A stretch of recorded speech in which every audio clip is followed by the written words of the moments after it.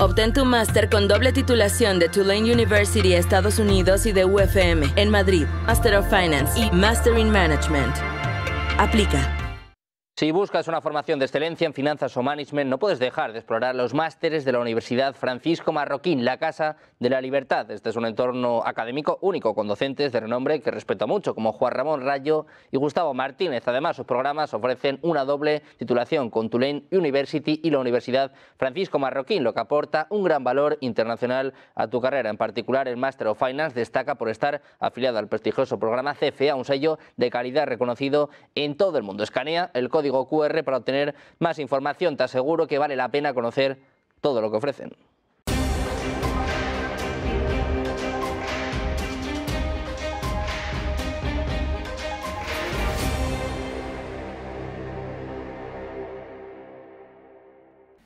Europa redobla la apuesta por el estancamiento. En el último foro de Davos esperábamos que los mensajes de Ursula von der Leyen, de Scholz y de los líderes europeos fuesen mensajes de autocrítica y de presentar una nueva oportunidad para el crecimiento y para el desarrollo de las economías europeas. Y sin embargo, lo que nos hemos encontrado ha sido unos líderes de la Unión Europea que parece que ignoran lo que está ocurriendo. Es impresionante escuchar a Ursula von der Leyen decir que Europa va a seguir su curso de crecimiento, pero si no hay crecimiento, ¿no? Es increíble que haya una narrativa por parte de los líderes europeos en la que se habla de la presentación de este compás de competitividad para Europa, centrado en el informe de Draghi, que básicamente lo que va a hacer es repetir lo mismo que se ha hecho siempre. Número uno, no hay la más mínima intención de eliminar las trabas regulatorias y burocráticas. Número dos, no hay la más mínima decisión en cuanto a revertir o rediseñar las políticas que han llevado a la Unión Europea al estancamiento. Además, al estancamiento de las dos economías fundamentales, Francia y Alemania. Número 3, se mantienen con todos los baremos que han llevado a la destrucción del sector automovilístico y del sector industrial, el plan del clima de París, la Agenda 2030, que en sí mismos no dejan de ser lo que se dice en inglés roadmaps, lo que son estrategias para conseguir una mejora del respeto al medio ambiente. Pero cuando se utiliza la Agenda 2030 o el Acuerdo de París para introducir el caballo de Troya del intervencionismo, del ataque a la industria, de acabar con los pilares fundamentales que permiten la seguridad de suministro, la competitividad y la mejora del medio ambiente, se termina por conseguir lo contrario. Esto es lo que más preocupa a cualquiera que analice lo que está pasando en Europa. Que Alemania, después de gastar más de 200.000 millones de euros en subvenciones a la solar y de haber acabado con la energía nuclear, consuma más carbón. Esta es la clave. La clave no es todos esos nombres que le pone la Unión Europea a los proyectos. Next Generation se supone que va a ser una maravilla, que va a traer crecimiento tecnológico e innovación, y ha sido un fracaso absoluto. La Agenda 2030, es perfectamente inocua, se ha utilizado como caballo de Troya para introducir medidas que lo que han hecho ha sido que una Unión Europea que se creó para defender la industria, la agricultura y la ganadería, se haya cargado la ganadería, la agricultura y la industria. Eso solamente lo puede conseguir un político. Por lo tanto, es extremadamente preocupante que en Davos los líderes de la Unión Europea hayan decidido utilizar el comodín de Trump como el del enemigo exterior. A partir de ahora la narrativa está construida. Todos los problemas de la Unión Europea van a venir por culpa de Estados Unidos. Es culpa de Trump, etc. Curioso, porque nunca dijeron nada cuando Biden mantuvo y aumentó todos los aranceles de la administración Trump y de la administración Obama. La narrativa está creada, pero la realidad es muy tozuda. Y la realidad de la Unión Europea es que está poniendo en peligro el futuro de nuestros jóvenes, el futuro de la industria. Está perdiendo la carrera tecnológica porque no se ha presentado, pero es que ha perdido la carrera en la energía con una política energética que ha sido completamente miope y que ahora, tras todos esos planes de la Unión Europea, resulta que la Unión Europea ha pasado de depender de Rusia para el gas a depender de Rusia, de China y de Estados Unidos. Esto solamente lo puede conseguir un político. Por lo tanto, nos enfrentamos a unos años en los que, en vez de utilizar la oportunidad que trae un cambio de administración en Estados Unidos para reconducir Europa de nuevo hacia el potencial que tiene, porque tiene capital humano, tiene industrias, tiene empresarios, tiene todo lo que se necesita para crecer, en vez de hacer eso, lo que va a hacer va a ser redoblar la apuesta al estancamiento. Seguir defendiendo la libertad.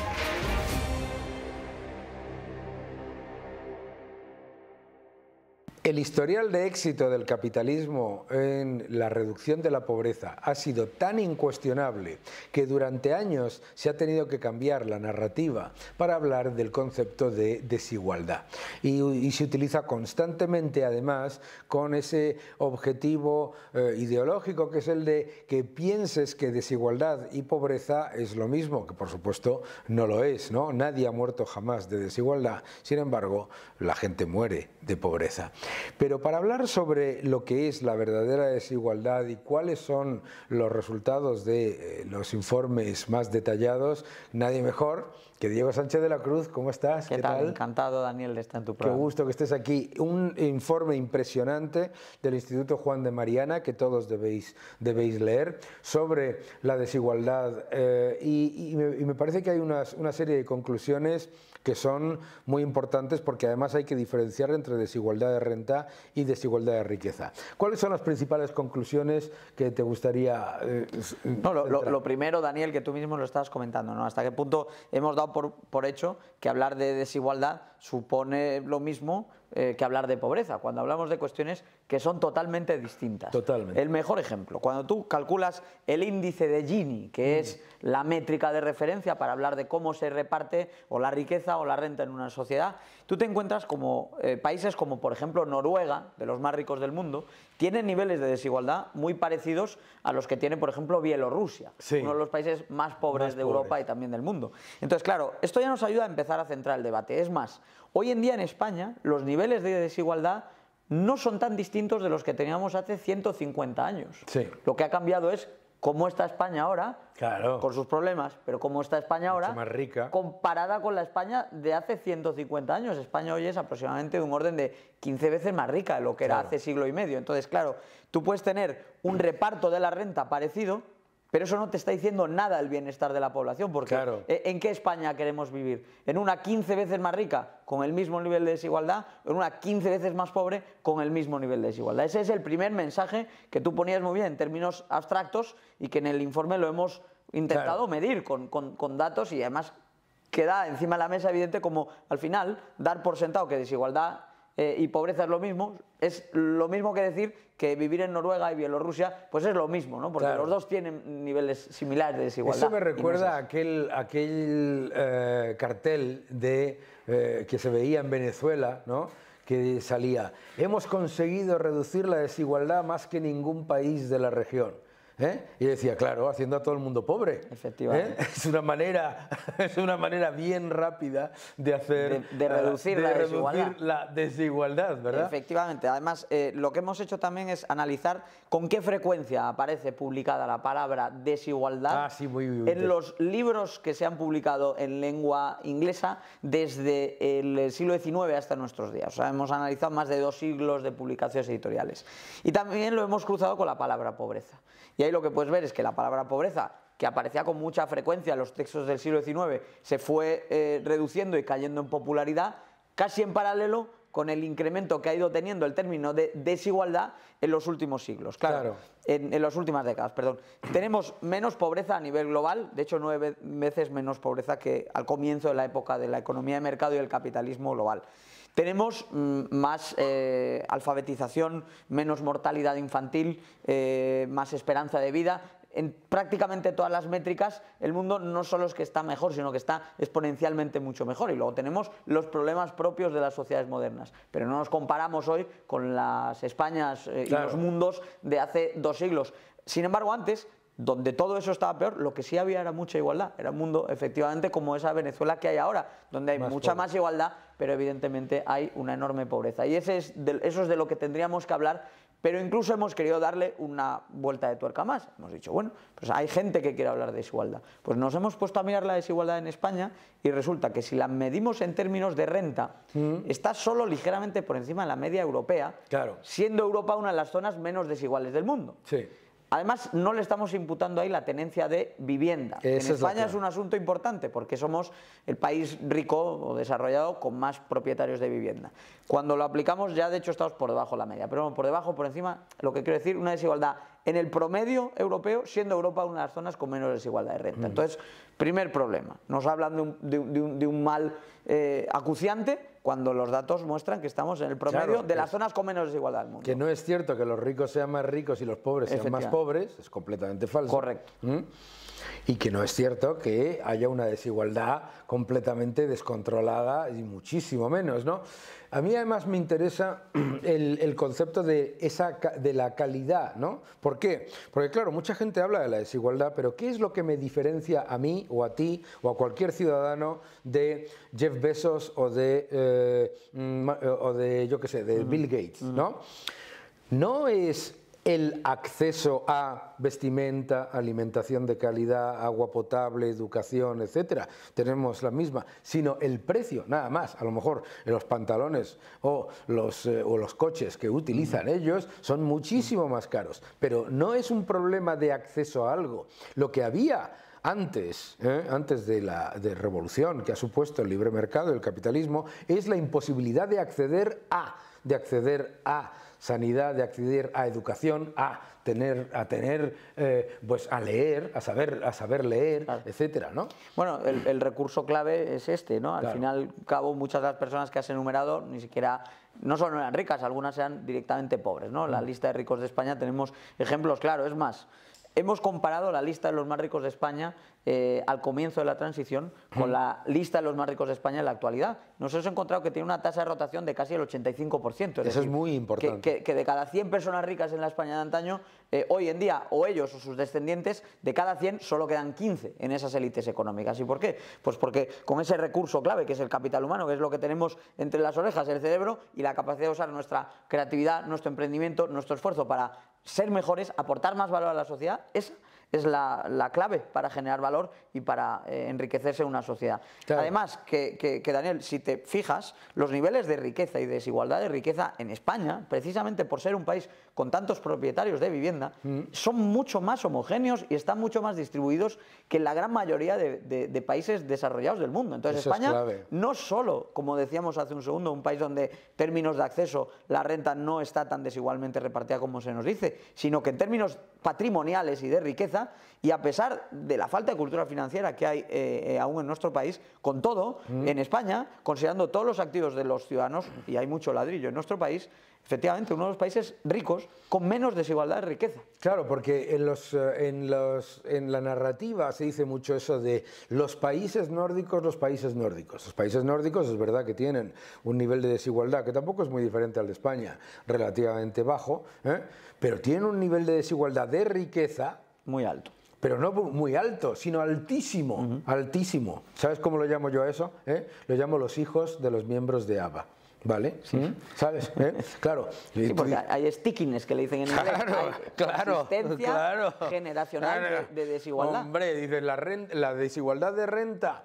De hecho, la desigualdad de renta, si tú miras con todo, que maravilloso, que tienen son personas encomiables, los 4 miembros de ABBA, la desigualdad de renta con respecto al resto de los suecos y noruegos, porque una de ellas es noruega, pues es muy baja, pero de riqueza... Ahí ya no tiene nada que ver, claro. El ejemplo de los países nórdicos es interesante, hablábamos de Suecia y Noruega, ¿no?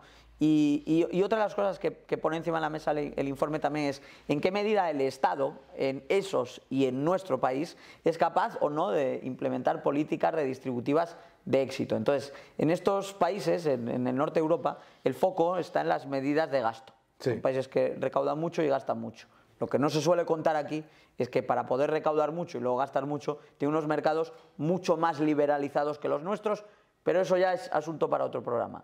Sin embargo, en términos del gasto y de los impuestos, la gran diferencia es que nosotros intentamos redistribuir masacrando a impuestos a los ricos. Sí. Y estos países lo que intentan hacer es distribuyendo de manera más eficiente el gasto público, a menudo con programas que te permiten incluso dedicar de tus impuestos una parte de ello a proveedores privados de educación o de sanidad, los famosos cheques sanitarios escolares. Claro. Entonces, ¿cuál es la diferencia? Pues que en España, por ejemplo, de todos los impuestos que se cobran, en la reducción de la desigualdad, el impuesto sobre la renta solo juega un papel del 4%. Es decir, si no tuviésemos un impuesto progresivo en España, en términos de desigualdad, casi no nos daríamos ni cuenta. Claro. Peor aún el impuesto sobre el patrimonio, que en España es regresivo para la desigualdad, porque genera una serie de comportamientos entre los agentes económicos que están sujetos a su pago, que al final hacen que se distribuya peor la renta de lo que haría sin... Porque renuncian a la efectivamente. herencia. Entonces, esto es llamativo, ¿no? Es decir, la caza a los ricos con el impuesto sobre la renta apenas mueve los datos de desigualdad,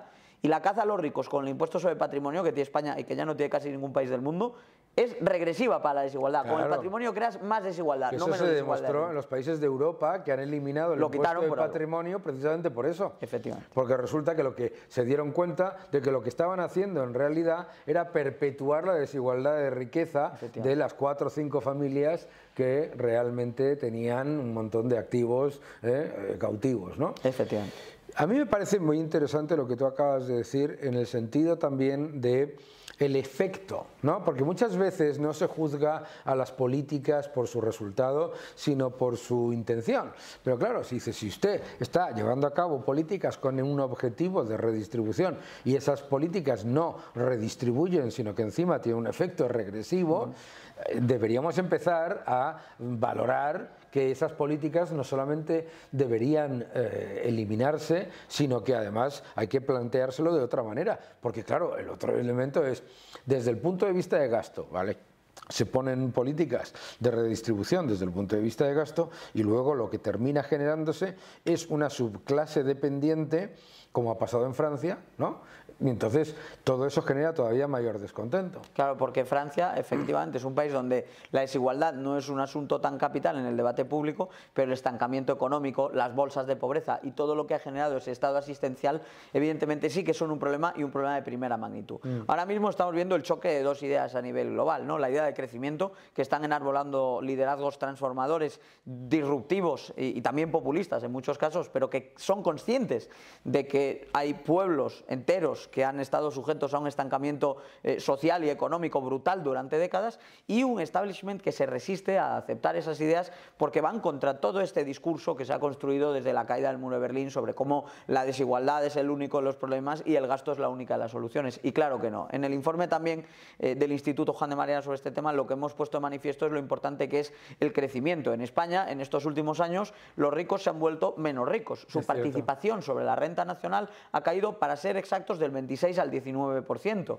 Los ricos españoles, además, no son tan ricos cuando nos comparamos con el resto de Europa, porque, francamente, en España empezamos a pagar tipos de por encima del 43, 45, 47% en el IRPF, que en otros países no se alcanzan hasta que no estás en salarios por lo menos de 6 dígitos. Entonces, tenemos un umbral para considerar a alguien rico cada vez más bajo, tenemos cada vez menos ricos en comparación con la distribución de la renta y tenemos un gran agente generador de desigualdades y de injusticias sociales, que es el Estado, del que no se habla nunca en esta conversación, porque tenemos una masa de empleados públicos cada vez más grande y mejor remunerada en comparación con el sector privado que da sustento a ese sector público. Tenemos una política fiscal por parte de los gobiernos que aprieta cada vez más la soga al cuello de los creadores de empleo y de riqueza, y que por lo tanto contribuye a derruir la capacidad inversora de los españoles, que de hecho está en niveles de hace 6 años, aún no recupera niveles de hace 6 años, y esa desigualdad, de esa sí que no se habla, a pesar de que si tú estableces en un ratio de 0 a 100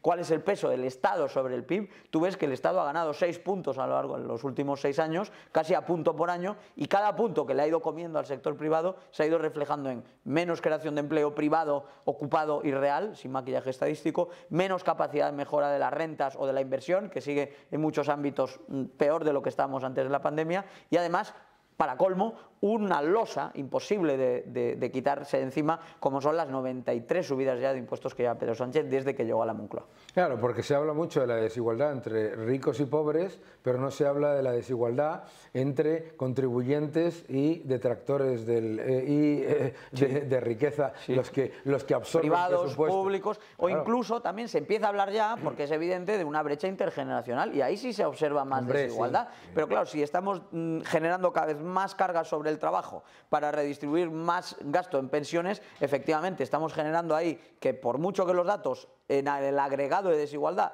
no tengan esa situación de la que nos quiere hablar la izquierda, lo que sí tienen, no obstante, es ese reparto cada vez más inequitativo entre mayores y jóvenes, con el agravante de que los jóvenes a priori son quienes deberían estar empezando a disfrutar de los mejores años de su vida en términos de trabajo y de ingresos, y no está siendo así por esa enorme cuña que tiene el trabajo para financiar un sistema de pensiones que genera desigualdad, no en el agregado ahora mismo, pero sí intergeneracionalmente, y esa brecha intergeneracional con el paso del tiempo sí nos genera desigualdad en el agregado. Absolutamente. Claro que sí. Vamos a tener un problema en España con la pirámide demográfica, en esa pelea en valor presente neto entre los que están percibiendo rentas del Estado ahora mismo, sean por jubilación o lo que sea, y los jóvenes que me decían el otro día, ¿vamos a cobrar una pensión? Y digo, sí.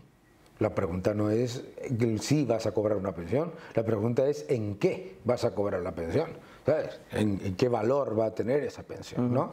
Prontartísimo ese problema, ¿eh? Porque cuando tú priorizas todas las políticas sociales para mantener una situación insostenible en el lado de las pensiones, inmediatamente le estás poniendo una gigantesca losa, y eso sí va a generar problemas en el futuro, seguro. Lo ves, de hecho, además, en la distribución de cómo ha evolucionado la renta de los españoles en relación con Europa, y coges un periodo de 6 años y te encuentras los españoles ahora estamos 6 puntos más lejos de Europa. Aquí se habló mucho, yo era muy joven, pero se hablaba de convergencia, sí, ¿no? Entrar en el euro, entrar en Europa y converger en niveles de renta, ¿no? Que la diferencia, la brecha, ¿no?, respecto a Francia, Alemania, fuese cada vez más pequeña. Pues ahora lo que hay, gracias al señor Sánchez, es divergencia. Sánchez ha conseguido que estemos cada vez más lejos. Y además estamos empeorando con respecto a dos economías, Francia y Alemania, que están en estancamiento. Están estancadas. Que ya es la última. Es decir, bueno, te vas a comparar con Europa, y eso ya, con Estados Unidos, perdón, claro, y eso ya es para echarte a llorar, porque un español que llegó a ser un 35% menos rico que un estadounidense, o sea que si el estadounidense ganaba 10 euros,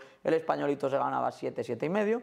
Ahora mismo un español está pues entre unos 4 euros por cada 10 euros que percibe un estadounidense. En PIB per cápita, los españoles son mucho más pobres que el estado más pobre de Estados Unidos, Mississippi. Pero es que además dicen, hombre, pero Daniel, si tienes un montón de servicios públicos y tal y que cual, no sé qué, no sé cuántos.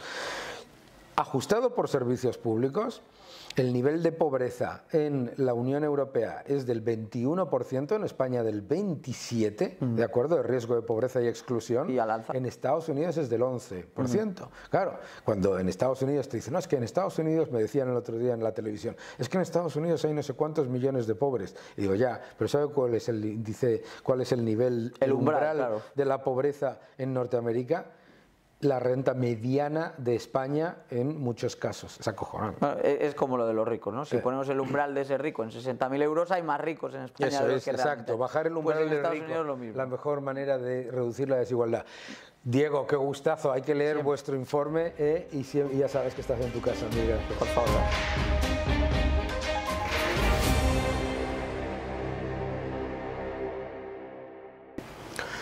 Se acerca un año muy interesante para los inversores. Vamos a tener un montón de tweets del presidente Trump. Vamos a tener un montón de noticias macroeconómicas y de mercados. Y para orientarnos un poco en dónde merece la pena invertir en el año 2025, pues tenemos a nuestro buen amigo Gustavo Martínez.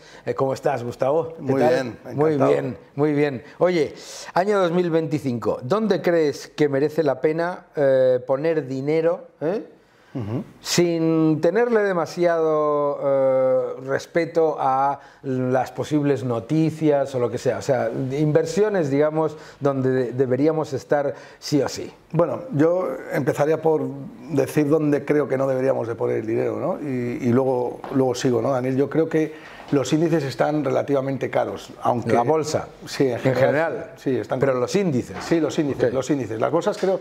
Es que estamos en un mercado bastante bipolar, donde hay cosas que están muy caras y cosas que están muy baratas. Creo que los índices están caros, creo que Estados Unidos está cotizando a unos múltiplos que no se veían en muchos años. De hecho, creo que ha estado así cotizando un año en los últimos 100 años, en todo el tiempo que se puede medir, ¿no? Y bueno, yo creo que es eso, pues el margen de seguridad cada vez es menor. Si bien es cierto que las expectativas en Estados Unidos son bastante buenas y podríamos justificar el PER, el tiempo lo dirá, ¿no? Pero en general yo soy de intentar comprar lo más barato posible, ¿no? Ya. Esto me lleva a pensar pues que hay sectores bastante deprimidos, y aquí ya lo hemos dicho más de una vez, Daniel. Las mineras de oro sigo pensando que están muy baratas, demasiado baratas, teniendo en cuenta que el oro está ya en máximos históricos otra vez.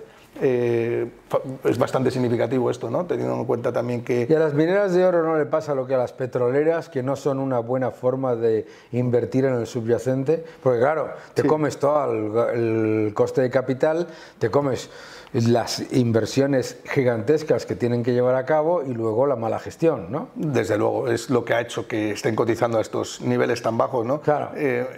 Lo que pasa es que han mejorado mucho en lo que dices que es la asignación del capital por parte de los CEOs. Yo creo que eso, la gran parte de los CEOs de las mineras lo están corrigiendo, ¿no? Y la prueba está en que la eficiencia en la búsqueda pues, es mucho mayor. Luego lo que les ha afectado bastante ha sido toda la inflación pasada, y eso impacta mucho en los costes de caja y en los all-in sustaining costs, que son los costes asociados a toda la extracción de la materia prima del oro, pero aún así sigo pensando que es un sector que está bastante deprimido. ¿Dónde tenemos que mirar, Daniel? Claro. Pues en los sectores que más deprimidos están. No vas a empezar a mirar las tecnológicas ahora, ¿no? Que están cotizando. ¿Por qué no vas a mirar las tecnológicas? Bueno, en general porque están caras, ¿no? Y es más difícil hallar. ¿Pero están caras las tecnológicas o están caras 4 tecnológicas? No, me refiero a las 4 tecnológicas que tiran del carro. Vale. Sí. Porque una de las cosas que a mí me parece interesante de la bolsa norteamericana es que es verdad que el múltiplo del S&P 500 es muy alto, pero si te vas sector por sector y empresa por empresa, no solamente no están más caras, sino que están más baratas que las europeas. Muy importante el matiz que estás haciendo, porque efectivamente si coges el índice equiponderado resulta o sea, lo que tú dirías es evitar las 4 mega tecnológicas. Ahí hay un exceso de optimismo. Mira, Daniel, son empresas que son muy buenas, eso nadie lo puede discutir, ¿no? Pero también es obvio que hay una parte de fear of missing out o el famoso FOMO, pues que está instalado ahí, hay muchísimos, creo que estamos en máximos históricos en cuanto a nivel de entradas de ETF en los índices. Claro. Cuando hablamos de ETFs estamos hablando de indexación pura y dura y de capital que está puesto ahí sin respaldo fundamental detrás. Es decir, mi pregunta es, Daniel, en estas cuatro, yo me refiero a estas cuatro compañías, y por supuesto es muy bueno el matiz que haces porque tendemos a generalizar, pero bueno, estas cuatro compañías nunca habían pesado tanto sobre los índices, ¿no? Mi pregunta es, ¿están cotizados perfectamente los riesgos en estas compañías? Yo creo que no. Pero vamos, en ninguno de los casos. Primero, tenemos riesgos de inflación claros en Estados Unidos. Yo sé que tú eres muy pro-Trump y es normal, ¿no? Pero todavía no entiendo muy bien cómo se va a financiar el déficit que Trump ha permitido rebajar, ¿no? Y la deuda que probablemente se incremente hasta los 45 trillones de dólares en los próximos 10 años. Y hay una parte del mercado que así lo entiende igual que yo, ¿no? Y por eso el oro está en máximos históricos, porque entiende que el dólar se va a seguir devaluando y por supuesto ya no hablemos del resto de moneda fiat. Y luego, y perdóname Daniel, que a lo mejor me insultas o me dices, oye, ¿qué está diciendo este tío, ¿no? con esto, ¿no? Luego creo que en Europa empieza a haber oportunidades. Creo que se han pasado de pesimismo en algunos sectores. Bueno, pero ¿qué pesimismo hay en Europa con los índices a máximos? Sí, pero bueno, yo no veo, o sea, el mismo argumento que no te discuto sobre esos cuatro grandes, es mucho peor en los índices europeos, porque Alemania va fatal, el DAX va como un tiro, el CAC va bien, pero mucho peor que obviamente que el DAX, pero ves la bolsa y el Stock 600, si quieres hablar de caro, pues más caro que el Stock 600, ¿no?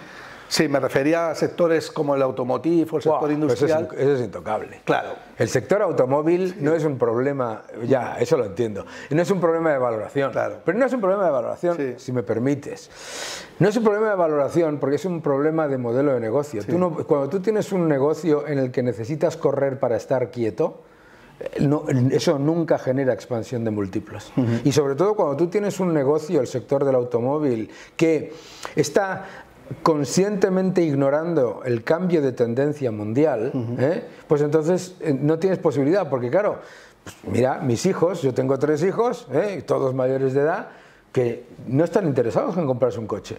Y el sector del automóvil sigue funcionando bajo la premisa de que nos vamos a cambiar de coche cada 5 años y que te van a seguir cobrando 20.000 euros por un trozo de lata. No, y en parte tienes razón. Yo creo que, de hecho, tu tesis está en parte justificada y cotizada ya, ¿no? Pero hay otra parte que no. Y el sector industrial, por ejemplo, de hecho, lo que ha afectado mucho al sector automotive ha sido también, y al autopart, que en mi opinión empresas como Gestamp, ¿no? que además proveen a Tesla, pues también están muy penalizadas por el ciclo económico y por la inflación, ¿no?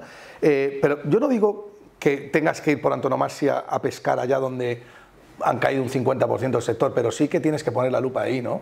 Una pregunta para ti. Ganar si pierden los ganadores. Bueno, porque tú has dicho algo que me parece muy importante, que tienes toda la razón, que es la inversión en ETFs está a máximos, la inversión en índices sigue siendo muy importante, pero yo lo que no veo cómo puede ocurrir, no lo veo. O sea, puedo entender que me digas, si se cae Nvidia, se cae CIE Automotive, eso lo entiendo. Claro. Lo que nunca he visto es, se cae Nvidia y sube la otra.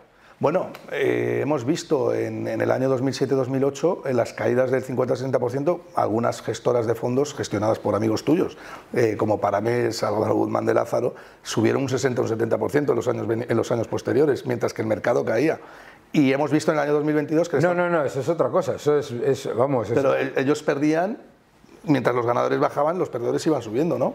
No, eso es otra cosa, ¿no? Eso es que muchísima concentración en valores en los que están muy deprimidos y que tienen una alta concentración de shorts y que pillas el short squeeze, lo entiendo, es perfectamente legítimo, pero lo que yo no veo es fuera de un 2007-2008, ¿vale? Yo 2008 yo gané un 4,5%, estoy muy contento, pero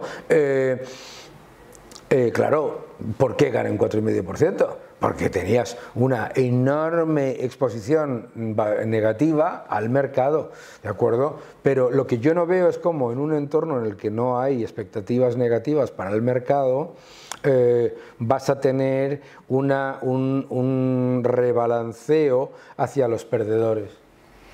Bueno, primero hay que definir qué son los perdedores. ¿Los perdedores cuáles son? Me refiero al sector de automóviles, que es un sector que, bueno, como son años y años y años y años diciendo lo peor está descontado, ¿sabes? Sí. Y eso de lo peor está descontado nunca se descuenta. A ver, es que hay una parte del mercado que es fiel a tu tesis y que está dando por muerto el sector automotive.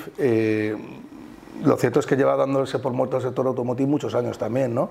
Y hay empresas como, por ejemplo, Renault o Volkswagen que están presentando buenos resultados y buenas ventas. Hay que ver si realmente, y fíjate que Renault está subiendo bastante este año. Entonces, bueno, dentro del sector automotive hay empresas y empresas. Ferrari está cotizando unos múltiplos históricamente elevados. Yo creo que nunca había cotizado a 50 veces beneficios y, sin embargo, Porsche ha caído un 50%, ¿no? Claro. O sea, hay mucha disparidad dentro, pero en parte te compro lo que dices. Es cierto que uno de los grandes problemas que tiene el sector automotive es que no ha sabido adaptarse a las nuevas tendencias, ¿no? Claro. Pero luego, yéndonos un poco de ese sector que es muy particular y que hay visiones, bastantes visiones distintas y todas con parte de razón.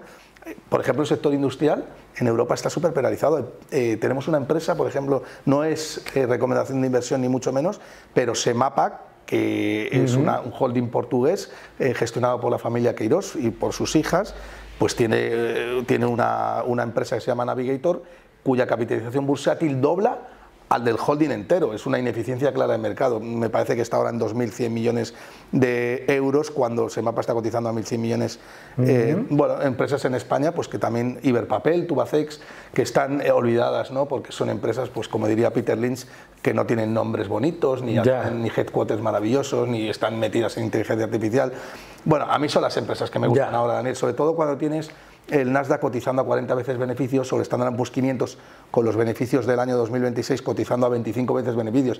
Y dices, bueno, a lo mejor eso no está caro porque los beneficios se disparan. Bueno, primero, vamos a ver cómo mides el impacto de la inteligencia artificial en esos beneficios, y segundo, tienes una tasa libre de riesgo medida por el bono americano de 10 años de Estados Unidos y toda la curva en general, que te está pagando el 4,5%. ¿Cómo puedes exigirle tú a la bolsa menos rentabilidad? Es decir, estás recibiendo un retorno real negativo por unos flujos que descuentas 100% probables cuando estamos en un escenario muy de potencial disrupción y de China amenazando con la IA, etcétera, etcétera. Entonces, yo lo que digo, yo no soy alarmista, tú sabes, Daniel, pero sí que intento lanzar un mensaje de prudencia en un escenario donde todo está en máximos históricos. Europa no tiene ningún sentido que esté en máximos históricos los índices tampoco. Ya.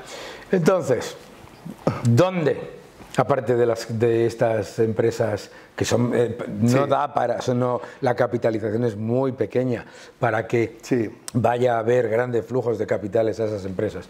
¿Dónde? Bueno, yo claramente creo que hay una oportunidad en el uranio, en las materias primas en general. ¿En el uranio? ¿Por qué en el uranio? Bueno, el uranio yo creo que ya tenemos China, ¿no? Metiendo CAPEX en energías nucleares a saco, ¿no? Porque se vaya a invertir en energía nuclear, pero eso siempre hay que tener cuidado. Bueno, es como lo del petróleo. Bueno, sí, tienes que tener cuidado, claro, donde inviertes, pero es obvio que la tendencia del uranio es que la demanda cada vez va a seguir aumentando, ¿no? De las materias primas en general, si vamos a un escenario de inflación, es clarísimo, ¿no? El oro y en materias, las mineras de oro y el sector industrial. Bueno, yo creo que ahí tenemos bastante donde pescar, ¿no? Muy bien. ¿Y las small caps también en Estados Unidos? Las small caps, el Russell 2000. Russell 2000, sí. Eso es lo que te gusta, ¿no? Bueno, yo creo que es potencialmente... Hombre, si quieres jugar el beneficio de Trump, el Russell 2000 es el mayor beneficiario. El Russell 2000 es el más barato de todos los índices. Sí, ahora mismo además está cotizando unos múltiplos que no tienen ningún sentido. En Estados Unidos hay mucho valor en las empresas pequeñas, muchísimo valor. Hombre, yo donde veo muchísimo valor es en las 495 del S&P 500, que no lo han hecho tan bien, que nos dejamos llevar por las 4 magníficas y nos olvidamos de que hay 495 empresas que han multiplicado beneficios, que han multiplicado, que han mejorado márgenes, etcétera, etcétera, ¿no? Bueno, Daniel, un matiz a lo que estás diciendo, no un matiz, sino complementarlo, porque tienes toda la razón. El Standard & Poor's 500 equiponderado, que pues está cotizando a 17, 18 veces beneficio, ¿ves? Eso sí tiene sentido. Claro. Fíjate, ¿cuál era el PER que decías que tenía el S&P 500? Si tomamos los beneficios actuales, estaríamos hablando de unos 27 veces. Es decir, tienes 10 puntos de PER, 10 puntos de PER de diferencia entre el S&P 500 y el S&P 495. Explicados por lo que acabas de decir. Y 17 veces PER. Claro, a mí me preguntan y digo, hombre, ¿qué prefieres comprar? ¿Una empresa en la que va a aparecer Macron o Scholz o Pedro Sánchez y no sé qué, y te va a meter todo tipo de penalizaciones, o una que cotiza a la misma, al mismo PER, ¿no? Sí. Fíjate que es una tesis sencilla, pero que es muy comprensible. Asia, ¿y cómo ves tú Asia? Y encima, bueno, yo no entro ahí ni con un palo. Nada, ni para pero sí que hay que vigilar cómo los chinos están actuando con la inteligencia artificial, porque los peers son los americanos y bueno, yo creo que estamos en una época muy bonita, donde hay mucha volatilidad y donde por primera vez creo que la gestión activa lo puede hacer mejor que la pasiva en los últimos 15 años. Porque, Daniel, desde el año 2009, que la Standard & Poor's 500 tocó un mínimo en los 670 puntos, noviembre creo que fue, el Standard & Poor's 500 se ha multiplicado por casi 10 y ha hecho una yield del 16% anual. Esto supone doblar la yield histórica del Standard & Poor's 500. Buffett decía que había que huir de rentabilidades superiores al 10%, ¿no? Ahí lo dejo. Ya, el problema de Buffett es que lleva 10 años que no bate al índice, con unos costes de invertir, pero bueno, un gran inversor, un gran inversor. Imagínate batir al índice hubiera significado haber ganado a los bancos centrales. ¿Cómo vas a batir a un índice con unos quantitative easing? No, pero lo que me parece interesante ahí, que es lo que tú comentas, es que en realidad cuando tú estás invirtiendo en el S&P 500, no importa la composición, lo que tú estás invirtiendo es contra la destrucción del poder adquisitivo de la moneda. Pues tenemos aquí oportunidades interesantes que tenemos que mirar en industria, en el sector de automoción, en el oro, en las mineras, un montón de sitios donde invertir. Muchísimas gracias, Gustavo. Muchas gracias a ti, Daniel. Un placer.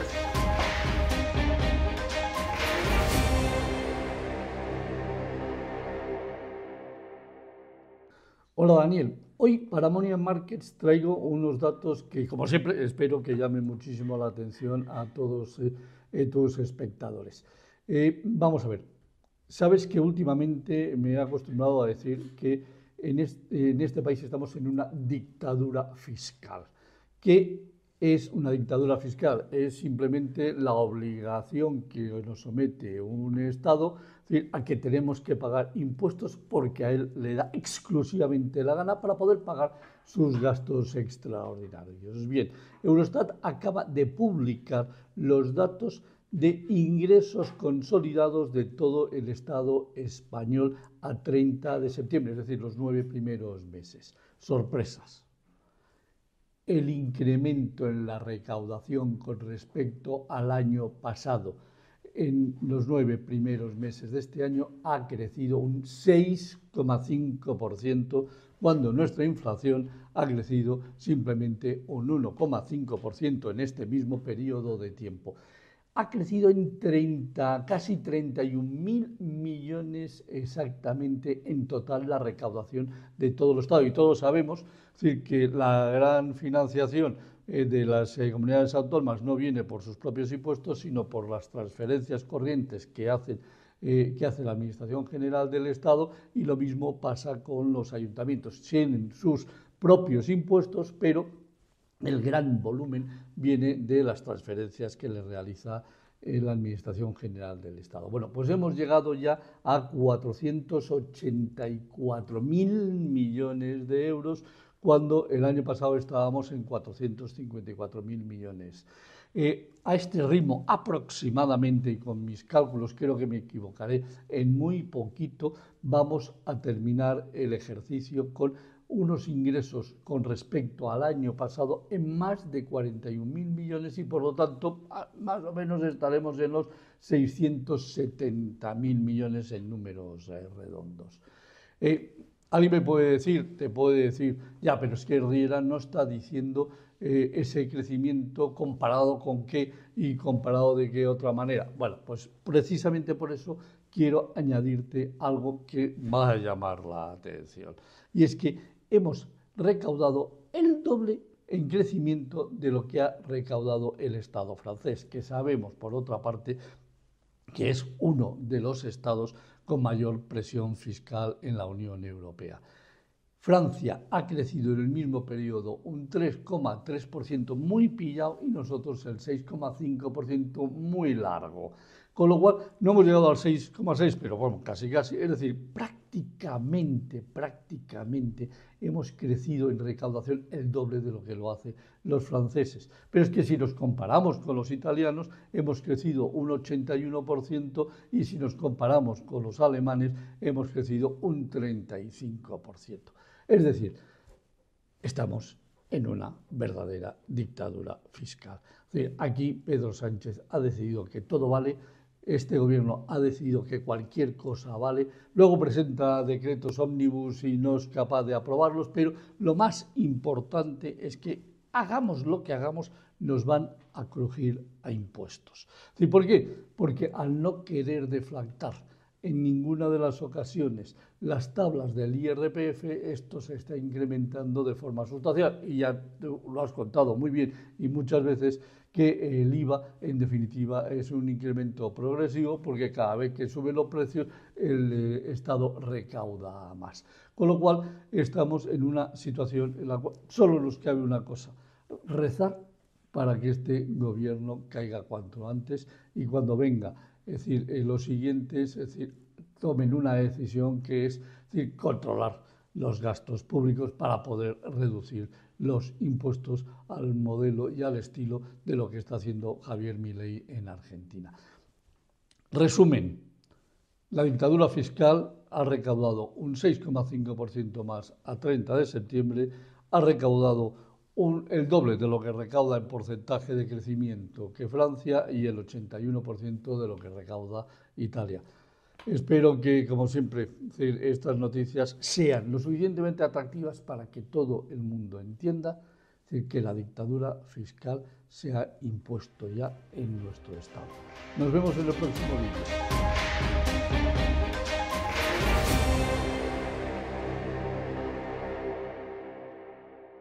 La inflación no está bajo control en ningún caso. Si miramos los datos, sabemos que la inflación en no solamente Estados Unidos, sino también en la mayoría de países desarrollados y a nivel global, se mantiene a niveles elevados y además tenemos que ser conscientes que a 3 y a 6 meses se está acelerando. En el último dato de inflación que tanto celebró el mercado, había una importante subida de todos los factores más relevantes de cara a lo que es la inflación de los próximos meses. Pero es importante ver por qué. Miradlo, desde octubre de 2024, la masa monetaria global no hace nada más que subir. Claro, ¿qué es lo que está pasando? Lo que está pasando es que tras un año en el que ha habido un enorme gasto público por 70 elecciones, el gasto público global ha aumentado alrededor del 10%, después viene una enorme cantidad de monetización.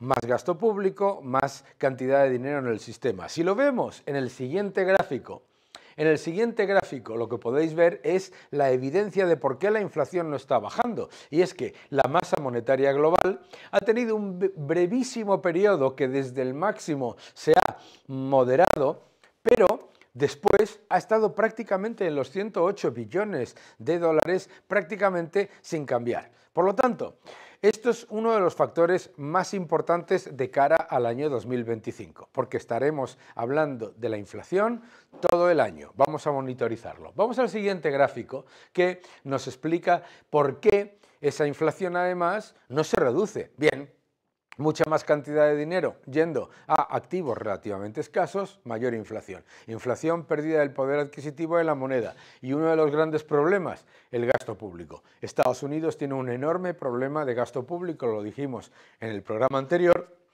pero además lo que ha demostrado es que el gasto público se ha disparado después de la pandemia y no se ha reducido después. 2 billones de dólares por encima del nivel pre-pandemia.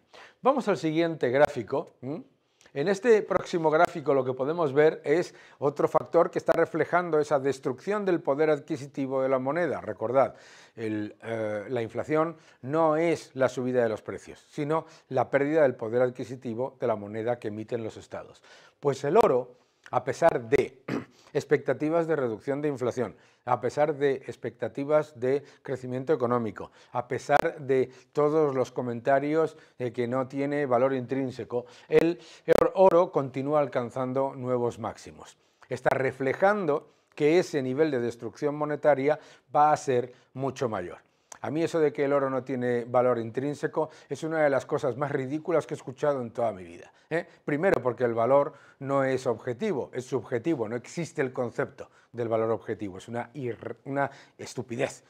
Pero por otro lado, porque ¿cuál es el valor intrínseco del euro, por ejemplo? ¿Verdad? Vamos al siguiente gráfico. Vamos al siguiente gráfico en el que nos muestra el petróleo. Cuidado con subirse a las tendencias de corto plazo en las materias primas, porque con el exceso de capacidad en el sector de manufacturas y además con el enorme nivel de inversión que se va a llevar a cabo en Estados Unidos en petróleo y gas, es muy difícil que el petróleo suba. Y ahí lo tenemos en un rango muy limitado, porque, por supuesto, eso también viene afectado por una China que está en franca ralentización. Vamos al siguiente gráfico. En este gráfico lo que podemos ver es que efectivamente el próximo dato de Estados Unidos de Producto Interior Bruto, cortesía de Bloomberg Economics, pues será un dato de crecimiento interanualizado bastante positivo. Pero ojo, porque se está empeorando la calidad del Producto Interior Bruto desde hace tiempo. Más gasto público, menos inversión y el componente de gasto público versus inversión empieza a ser bastante preocupante. Por eso es tan importante que se lleve a cabo el plan que han mostrado, que han aprobado los republicanos en Estados Unidos de recortar 2,5 billones de dólares del gasto obligatorio y el plan de Scott Bessent cuando sea secretario de Estado del Tesoro. Vamos al siguiente gráfico que nos muestra la otra evidencia, porque tenemos inflación persistente en la eurozona con estancamiento económico. Esto ya es la bomba. Esto ya es la bomba. O sea, no es que porque es que muchos de los economistas keynesianos, que es un oxímoron, lo que te dicen es, no, es que claro, la inflación está aumentando por el crecimiento económico. Bueno, crecimiento económico, pero ¿qué crecimiento económico? La Unión Europea no solamente está perdiendo en cuanto a crecimiento con respecto a Estados Unidos relativo al mundo, sino que está perdiendo en términos absolutos. El gran problema de la Unión Europea, por lo tanto, es de inflacionismo, de dejar en manos del Banco Central Europeo todas las herramientas para, entre comillas, fortalecer la economía. A, no la fortalece, B, perpetúa la inflación. Seguid defendiendo la libertad.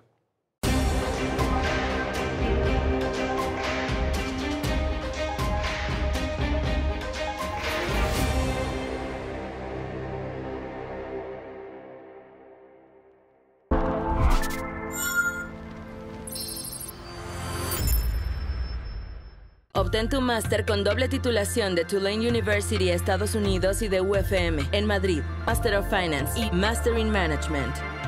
Aplica.